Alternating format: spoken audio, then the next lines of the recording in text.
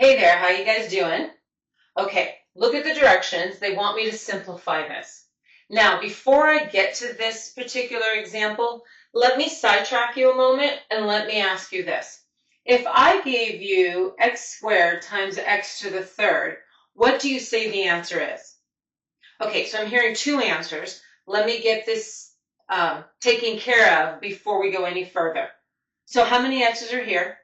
2, and the operation between them? Multiplication. How many x's are here?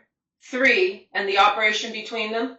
Multiplication, and then there's multiplication in between both of those terms, right? Both of those items, I should say. So technically you have how many x's? 5, so you'd write that as x to the 5th power, wouldn't you? So then let me ask you something. How do you go from the original problem to the answer? What would you technically do? Right. You would take x, the base, since they're the same, and you'd literally add the exponents, wouldn't you? So the rule says when you have the same base,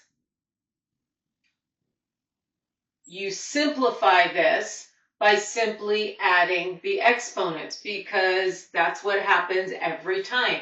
If you write it out longhand and count it up, it would be exactly the same as adding those exponents. With me? Okay, so then over here, are the bases the same? Yes. So according to the rule, I would take the 1/2 power and the 3/2 power, and I would just simply add them together. Because it's challenging to write half of a 5 and then another 3/2 of a 5. Yeah, we're not going there. Okay, so gratefully the denominators are the same. What do you get? 4 over 2, which reduces to 2, and you know 5 squared as well as I do. 25. Excellent. Well done, guys. With me? Yeah, this is a matter of remembering the rule, and this is how we get the rule. So I have some examples coming your way. Make sure you work on them before you find my answer key video. Catch you on the flip side.